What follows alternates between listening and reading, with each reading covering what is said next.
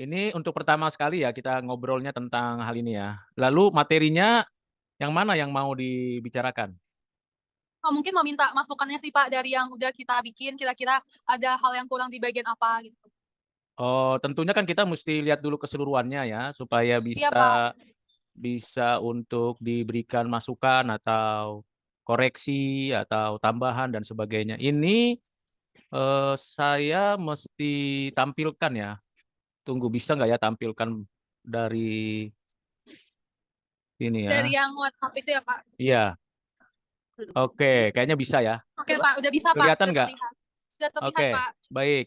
Nah, yang penting, yang utama, yang penting itu bicara tentang masalah. Tema kalian apa temanya? Tulip, Pak. Tulip aja ya? Iya, Pak, hanya tulip. Oke, tulip itu kan berarti ini kan doktrin tentang latar belakang dari pengajaran mengenai keselamatan, ya kan? Latar Iya, belakangnya Pak. kan? Oke. Lalu yang menjadi permasalahannya apa? Kalau yang saya baca ini belum ada pertanyaan, ada permasalahan. Apa masalahnya sebenarnya yang kalian mau tampilkan? Oh, jadi harus ada masalahnya di dalam ini apa ya, kita sih Iya, masukinnya, isu-isu terkait konsep kedaulatan Tuhan dalam keselamatan manusia gitu sih, Pak. terlalu luas. Itu jadi satu Oh, buku nanti. oke, Terlalu Pak. luas karena isu-isu terkait konsep kedaulatan Tuhan dalam keselamatan manusia. Nah, itu terlalu luas. Artinya mesti fokus masalah apa dan itu kan isu-isu itu sifatnya lebih kepada pemikiran ya.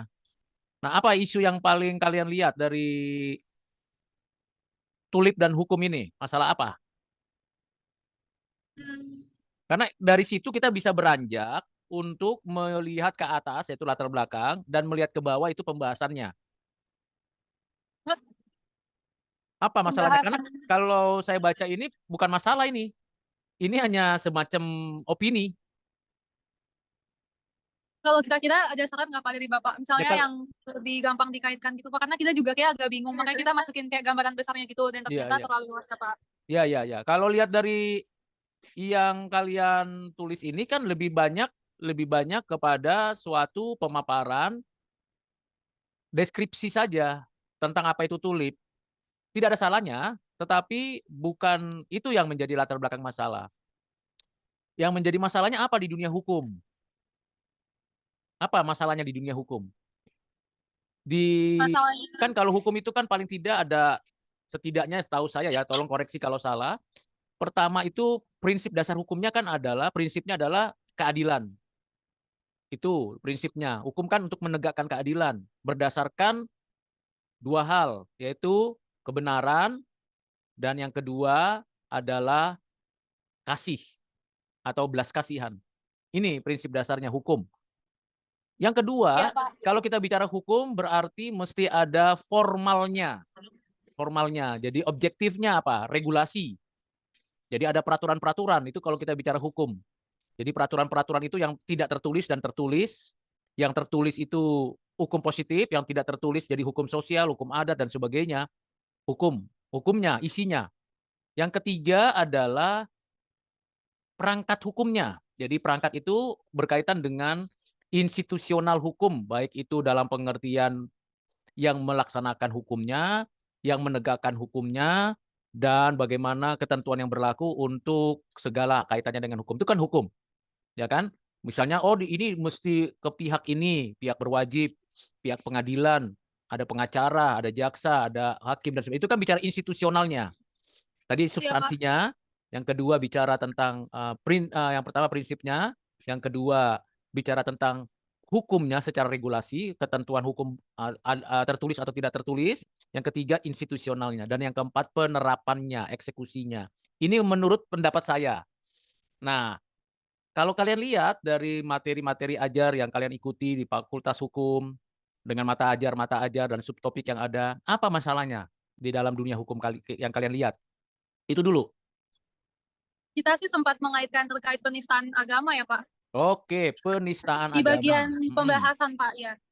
Penistaan agama, berarti kan fokusnya adalah apa masalahnya di penistaan agama? Itu kan masih fenomena kan? Masalahnya di mana penistaan agama? Dalam secara hukum ya? Itu yang di kasus Ahok itu, Pak. Oh, itu sudah lama Sudah ya. terjadi sih Pak ya Iya. kasusnya. Walaupun sekarang juga masih ada juga terus, tetap masih ada. Tapi apa masalahnya di sana? Itu fenomena. Itu belum masalah. Masalahnya apa? Penistaan agama itu bukan hanya berlaku dari kalangan A, Islam ke Kristen, Kristen ke Islam, bahkan di kalangan-kalangan lain juga ada. Antar agama Kristen juga ada penistaan kok sebenarnya, quote and quote ya. Misalnya meremehkan gereja lain, meremehkan Kristenan lain. Itu kan sebenarnya kan masuk ke wilayah ranah fenomena penistaan kan. Iya Artinya, Pak. nah itu keyakinan mereka. Misalnya keyakinan Kristen X berbeda dengan keyakinan Kristen B. Ketika itu masuk ke ranah publik, itu menjadi ranah yang bisa diangkat menjadi penistaan agama. Seperti itu. Nah, itu yang perlu tahu, itu fenomena. Yang kedua, bicara tentang hukum penistaan agama di dalam KUHP yang terbaru, yang sudah disahkan oleh DPR, tadinya PP sudah menjadi perundang-undangan yang baru. Hukum penistaan agama sudah dihapus. Pasal ayat pasal 51 KUHP dan 53 itu sudah dihapus, sudah tidak ada lagi. Seperti itu. Jadi kalau mau case study tentang penistaan agama dalam kasus Ahok, maka itu adalah case study in memoriam, case study in historis. Jadi apa masalahnya dengan konteks sekarang? Karena secara regulasi tadi, hukum itu sudah diganti, tidak ada lagi istilah penistaan agama. Nah, seperti itu. Jadi masalahnya di mana? Karena kalau udah tahu masalahnya, baru kita tarik ke atas. Ke atas. Masalahnya di mana? Boleh dirumuskan sendiri dulu masalahnya apa. Setelah sudah tahu masalahnya, baru kita lihat apa yang menjadi latar belakang masalah itu. Ya kan? Apa yang menjadi latar belakang masalah itu? Yang paling sulit kan dalam sebuah tulisan apapun, menemukan masalah. Masalahnya apa? Bukan penistaan agamanya masalahnya sebenarnya. Kalau secara formal hukum, maka masalah yang paling terbesar adalah penyusunan perundang-undangan tentang pasal 51 itu. Misalnya seperti itu. Siapa yang membuat itu? Atas dasar apa dibuat? Kan ada latar belakangnya, kan ada uji akademisnya di situ. Setiap perundang-undangan selalu ada uji akademisnya. Misalnya pasal Berarti 51. untuk ya Pak, maaf, berarti untuk masalahnya itu lebih baik dikaitkan di undang-undangnya. Jadi kayak di dasarnya hukum itu masalah di perundang-undangannya bagaimana gitu ya Pak? Enggak, kita mau gini, masalahnya mau apa? Mau penistaan agama misalnya. Atau apa? Pak, Nah, itu bedakan antara fenomena, karena semua orang, semua agama, semua aliran, penistaan agama itu menjadi sebuah fenomena. Tapi problemnya di mana? Apakah di fenomena itu atau bukan? Karena seperti misalnya kasus Ahok. Sebenarnya seperti Ahok udah banyak, tetapi tidak masuk ke publik, tidak masuk ke pengadilan. Kenapa? Ya sudah, selesaikan saja di mana? Secara kekeluargaan. Jadi hukum itu kendor kayak karet gitu ya. Tergantung siapa dan apa yang menjadi tujuannya daripada implementasinya tadi. Yang keempat itu tadi, dari 4 hal yang saya katakan tadi tentang hukum, yaitu esensinya, formal regulasinya, institusionalnya, dan implementasinya atau penerapannya. Nah, kalau misalnya kalian mau lihat yang mananya dulu, gitu loh. Kalian mau lihat masalahnya di mana dulu? Menempatkan kasus Ahok itu di mana masalahnya? Misalnya kalau mau kasus Ahok. Misal kita pilih kasus Ahok kan Pak, terus kalau kita misalnya kalau masalahnya dalam regulasinya itu kira-kira boleh nggak ya Pak? Boleh, boleh. Jadi kalau masalahnya adalah di regulasinya, berarti kan undang-undangnya kan. Nah, undang-undangnya, kenapa muncul undang-undang itu? Kan itu jadi latar belakang. Betul nggak? Jadi Siapa kayak yang... misalnya masalah di regulasi kasus penistaan Ahok kayak kenapa bisa jadi begitu? Iya, Eh, apa latar belakang? Siapa yang membuat undang-undang itu? Apa latar belakangnya itu dibuat-buat? Dibuat itu pertama masalahnya. Yang kedua, kalau itu kan di bagian kedua ya, di regulasinya. Tapi yang kedua itu adalah penerapannya. Yang masalahnya di penerapan. Kenapa di Ahok diterapkan dengan tekanan politik, bukan tekanan hukum, misalnya seperti itu. Nah, dua itu menjadi permasalahan paling penting. Latar belakang menjadi masalah. Pak, kalau misalnya kayak kasus yang penistaan agama Ahok itu masalahnya kan undang-undang juga bisa, tapi kalau misalnya masalahnya di pola pikir masyarakat Indonesia bisa nggak Pak? Nggak bisa, itu nggak bisa buat begitu. Karena itu jadi itu menjadi sebuah dugaan tanpa alasan karena Indonesia itu banyak 200 Oh, 280 ya, ya. juta gitu. Jadi repot nanti. Kalau Kalau kayak pola begitu nanti mesti ada survei loh kalau buat begitu. Ada nggak kalau pola surveinya? Hmm. kalau kayak tata cara pemilu di Indonesia gitu yang salah. Oh, tata cara. Berarti masalahnya di mana? Soalnya kan kalau yang kasus Ahok itu kemarin dia waktu udah ada hasilnya cuman mau disuruh pemilu ulang kan. Jadi kayak maksudnya terus dibolehin gitu.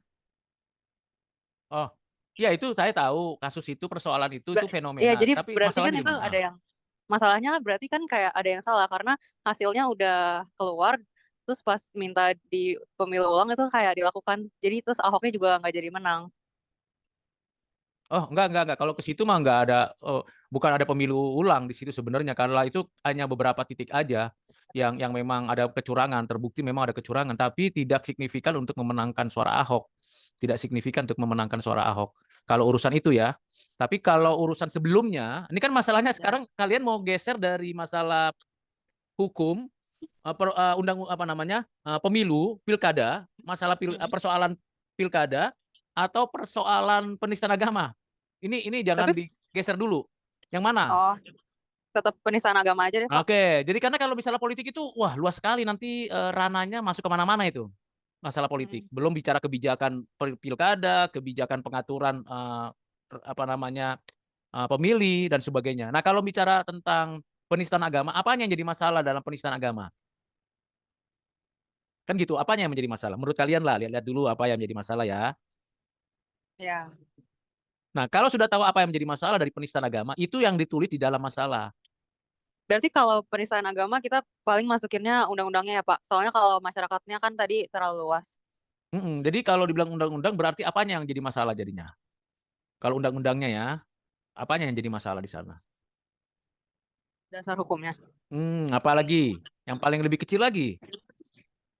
Yang membuat ya Pak ya. Bisa nggak Pak kira-kira? Kalau yang membuat kan nanti di latar belakang, tapi yang menjadi masalahnya apa? Mungkin karena undang-undangnya itu belum bisa mencapai apa namanya kayak keadilan sehingga kalau buat ditetapin jadi undang-undang ada ketidakadilan di dalamnya gitu ya Pak ya. Bisa nggak ya Pak Mungkin kira-kira? kalau kita baca pasal 51, apa sih isinya coba deh? Penistaan agama. Boleh dengar nggak saya? Apa sih isi dari penistaan agama? Pasal berapa? Undang-undang nomor berapa? Coba. Boleh, Bentar ya Pak. ya. Supaya kita bisa temukan ini masalahnya di mana gitu. Pasal 208 KUHP isinya memusuhi tindakan atau benda suci secara terbuka adalah tindak pidana yang diancam kurungan penjara selama 1 bulan sampai 1 tahun atau denda. Nah, itu belum, bukan. Kalau itu, karena itu kalau Ahok dijatuhkan hukuman 5 tahun dia, tapi dia dieksekusi keputusannya 2 tahun. Jadi bukan yang itu, pasal 51 coba deh. 51 atau 53 itu. Atau pasal berapa ya? Saya lupa itu tentang undang-undang itu. Di dalam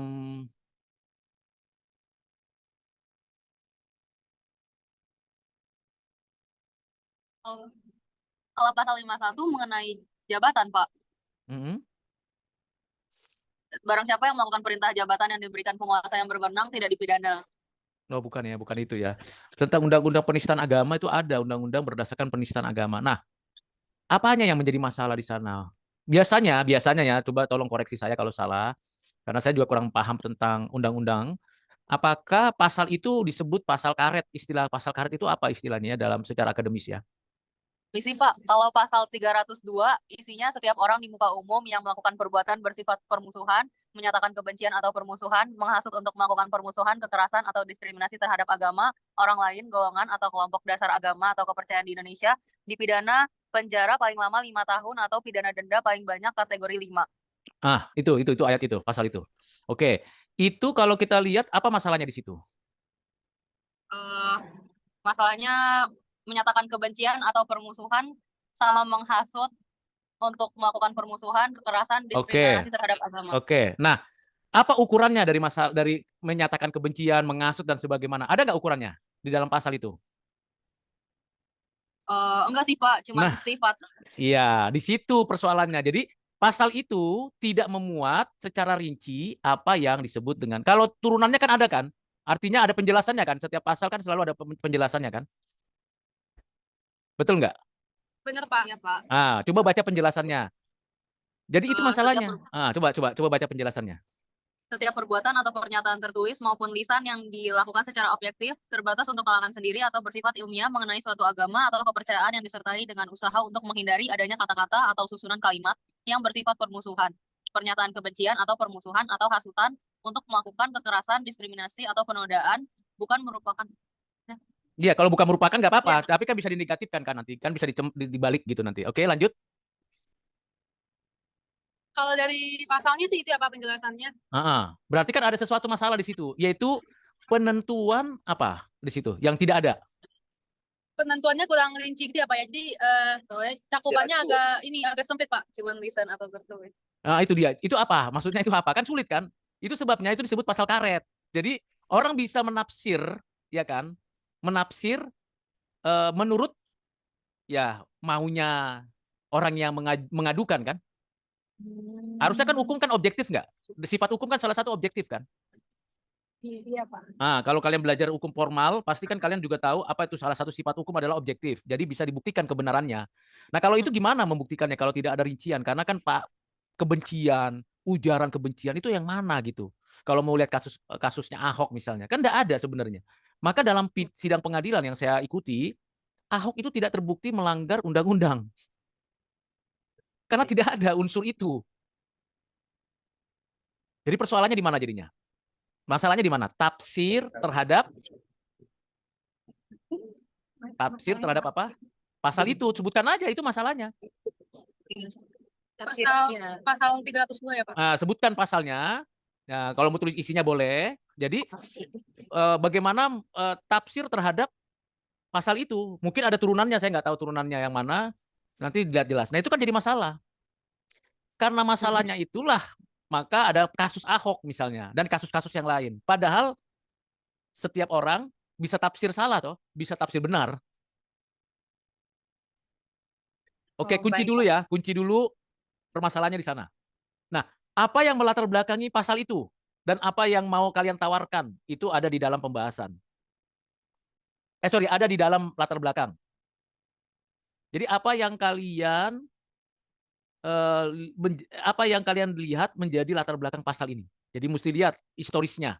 Bisa jadi lihat kitab ini bla bla bla bla bla, lalu dituliskan apa satu paragraf kan historisnya, lalu dijelaskan lagi latar belakang implementasinya dengan kasus-kasus yang ada, lalu bagaimana tafsir yang bisa menimbulkan persoalan tersendiri. Jadi ada 3 ya, misalnya historisnya, kemudian penerapannya, dan dampak dari tafsir yang keliru.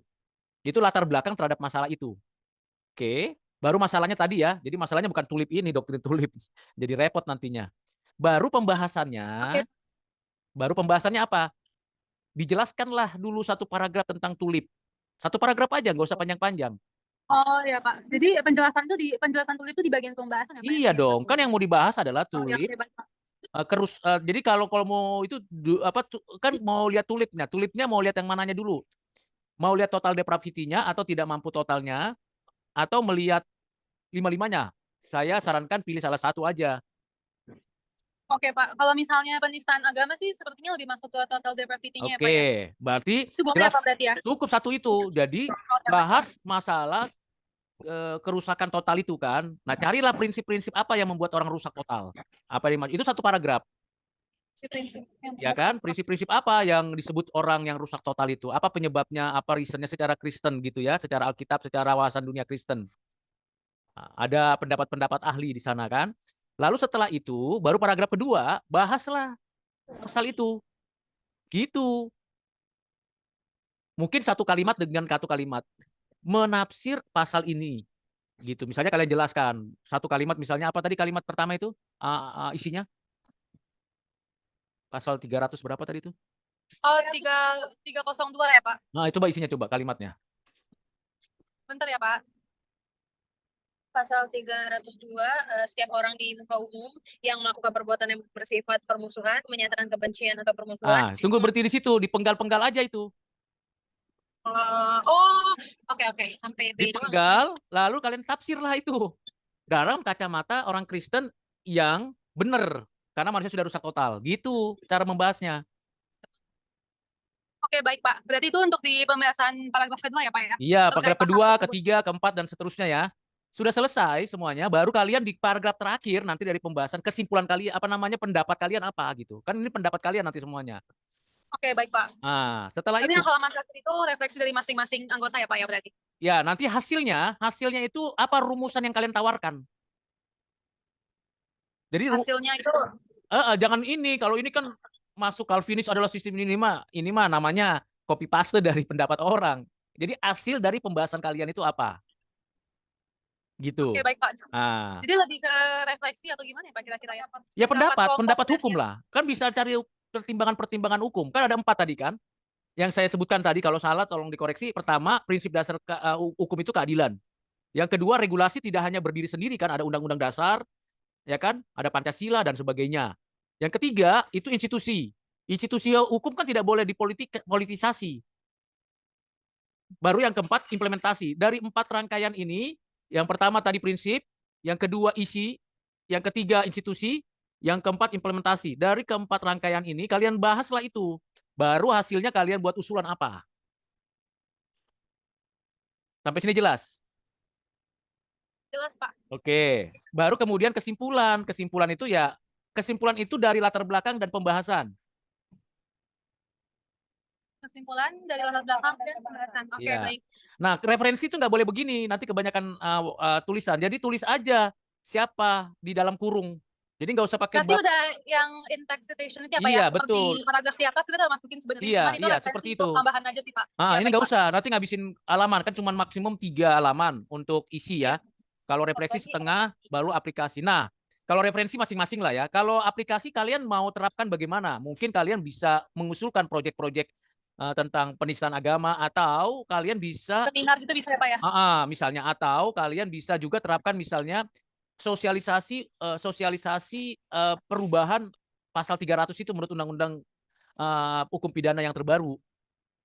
Baik Pak. Kira-kira begitu. Nanti harus ada aplikasinya juga ya Pak ya? Iya dong. Jangan Setelah lebih dari hasil ya, Pak? 4 halaman, 4 halaman.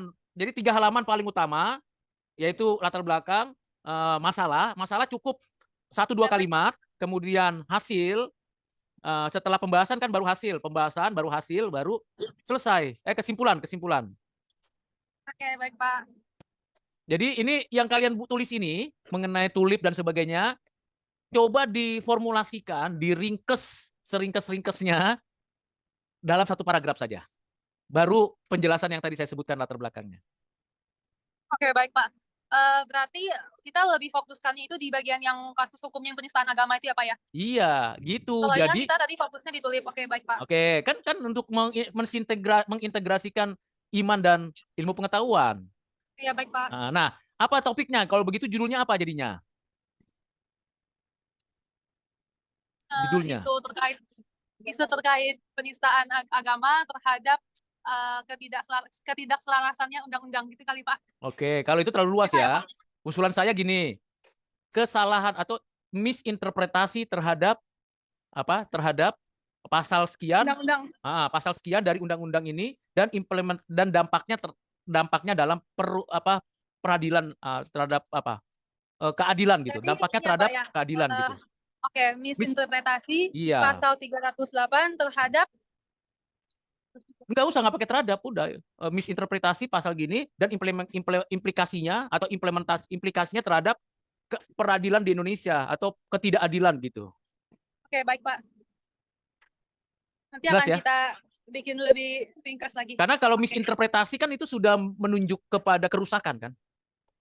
Oke, baik Pak. Nah, kira-kira begitu ya. Kalian buat lagi, susun dengan baik, dan yang sudah ditulis ini diringkes masuk ke dalam pembahasan tapi 1 pasal. Baik Pak. Oke. Mungkin itu dulu Pak dari kita. Baik. Makasih banyak Pak. Ya, sama-sama. Sehat selalu, Tuhan memberkati ya. Sehat selalu Pak. Tuhan memberkati. Makasih Pak. Oke, saya Liv ya. Baik Pak, terima kasih.